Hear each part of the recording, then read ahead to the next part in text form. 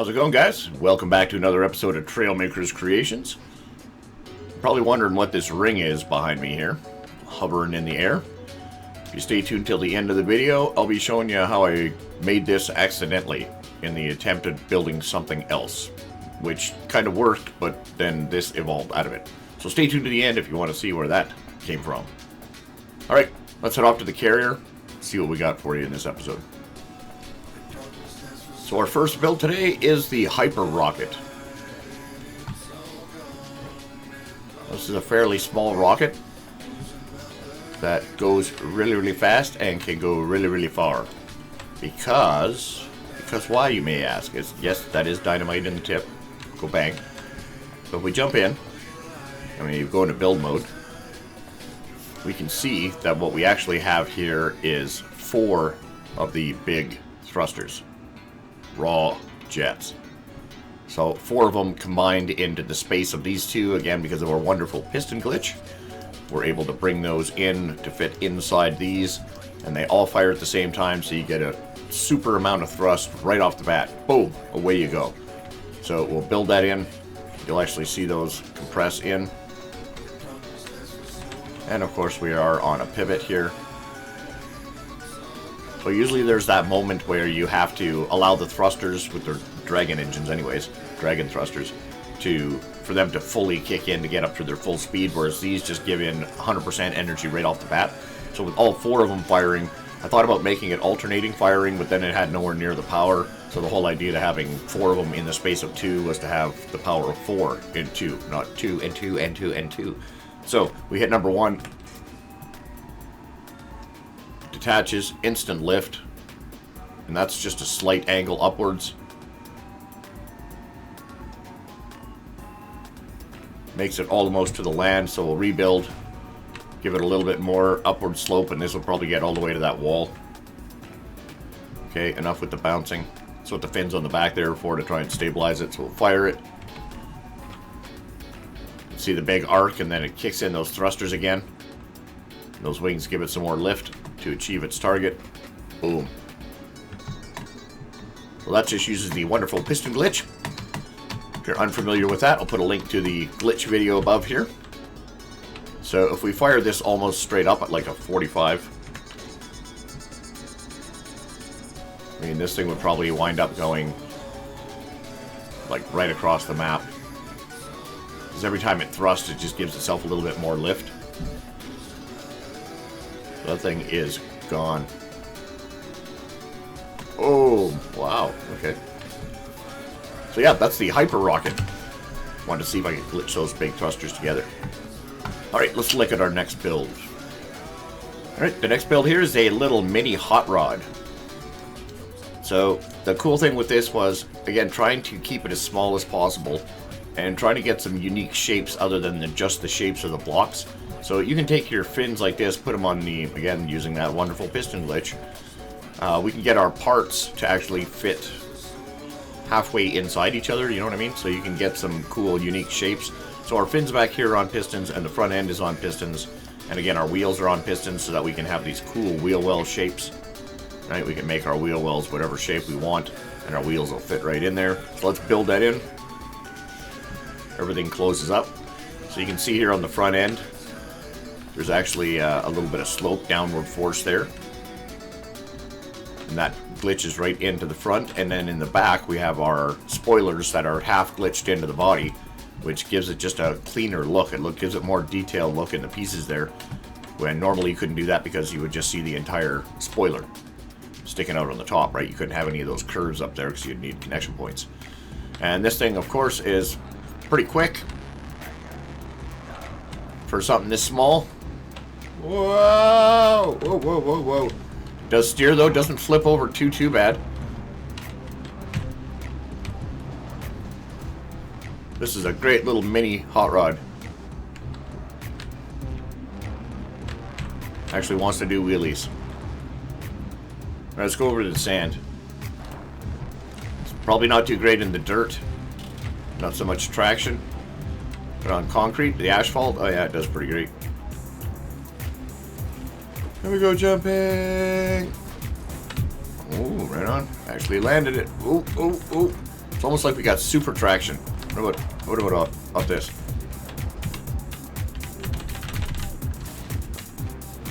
Oh, it got broken it. And spacebar gives us a little bit of thrusters, a couple of mini thrusters back there to give it some exhaust-looking nitrous. Oh, lost a couple parts there. Yeah, so that's a great little example on how you can use those glitches for more than just hiding weapons or things like that. You can actually merge parts together if they're simple parts to get a look that is going to be... Yeah, we got brake lights back there too. To get a look for parts that you may not be able to achieve with just the normal parts themselves. Oh yeah, I knew that was going to happen. We got our lights, we got brake lights. Headlights, even the headlights there are kind of glitched into those rounded pieces. Normally you wouldn't be able to do that, but using that piston glitch. See, the headlights are here, and the rounded pieces are here. So when this moves back, it tucks in right underneath that rounded piece. Ta-da! So all kind of cool effects you can get like that. Gives it a nice look, aggressive look. So that is the Mini Hotrod. I'll be putting that up on the shop. Let's take a look at our next build, shall we? So now this is pretty fun. This is called the Desert Rat. Now it sits like this again, using the zero friction glitch with the side of the tires. But believe me, the front of these tires, get anywhere near the front of them, and there's instant traction. So if you're going to be gliding forward like this, as soon as you hit spacebar, they all slope forward instantly. So I don't have to worry about them touching the front of those wheels ever if I come to a bit of a hill or whatever, because it instantly gets gripped and flips it right over. So they are all on suspension, as you can see, as they're bobbing away. And this is just thruster powered. And again, we got our mad scientist block on there to give it some atmosphere. And we've got the heli engine for steering. So it's just like a hover, drifting hovers thing. McBob. It actually handles air pretty good because we do have suspension. So you can do jumps.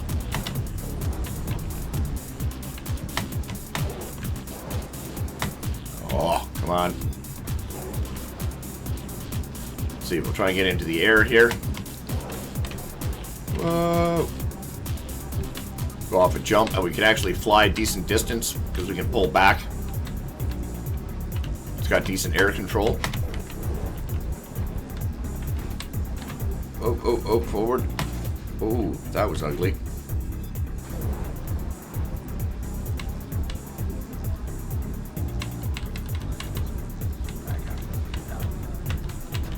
Woo! So you can't keep yourself level and land fairly smoothly.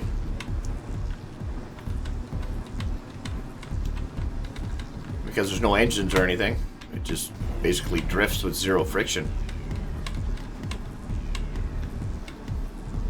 The Desert Rat. Slightly sloped downwards. Keep us tucked down to the ground. Big jump, big jump, big jump.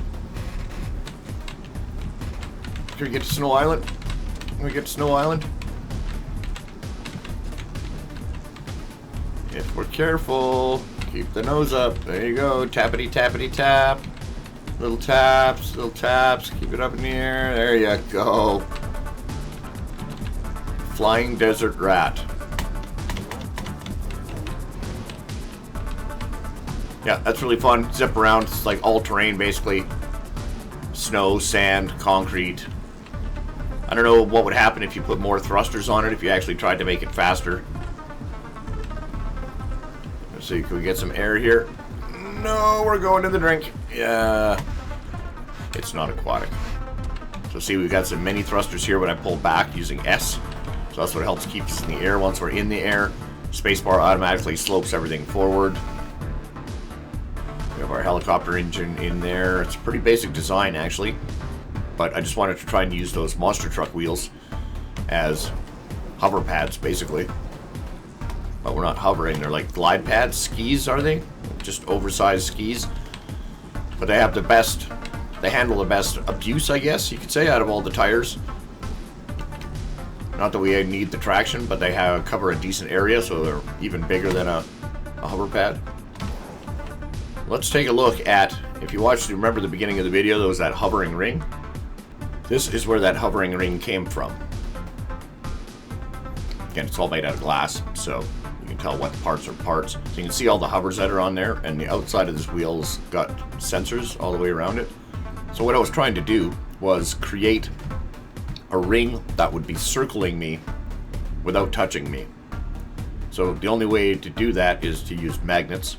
So there's magnets facing inwards on the center core piece as well as the outside ring. And they're attracting, pulling in towards each other.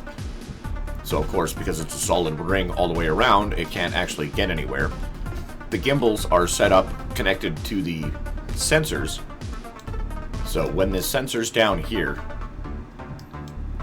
see the ground, they trigger these hovers up here. So then when these ones see the ground, they trigger these ones here. These ones up here trigger these ones back here. So that these ones pull up and try and pull the wheel forward when that sees the ground, and then the next ones that see it pull these ones up, so it continuously basically feeds itself in a feedback loop where every time it sees the ground, the gimbals in the back, want to lift upwards and pull forward at the same time.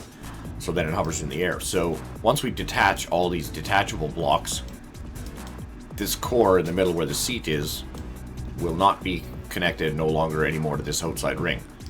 Also, when we detach these outside blocks, we'll be detaching this frame on either side. So all that will be left is the wheel and the core inside, and the magnets, the 4 magnets, are the only thing holding the core and the wheel together. Well, let's check it out. It's weird. Trying to get it to balance was kind of tricky. Again, it's still not 100%. This is like a test thing. This is one of those things I do in my time that I'm building. Test this, I wonder that. Is this possible? Is that possible? So we hit E to detach everything. And as you can see, those hovers are just kicking in, but we are still connected to that wheel. So hitting 1 and 2 at the same time will detach everything as far as the detachable blocks on the inside. So bang, we detach those.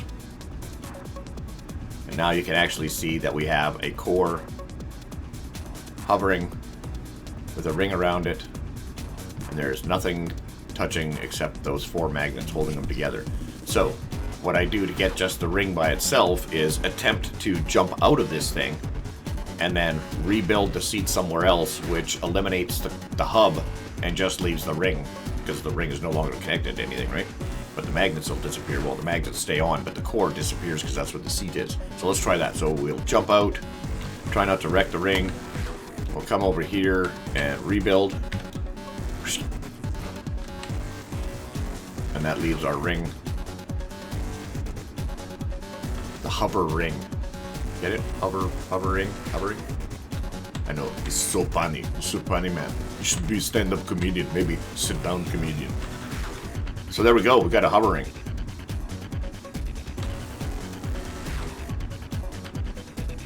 It's kind of cool, it's like a portal.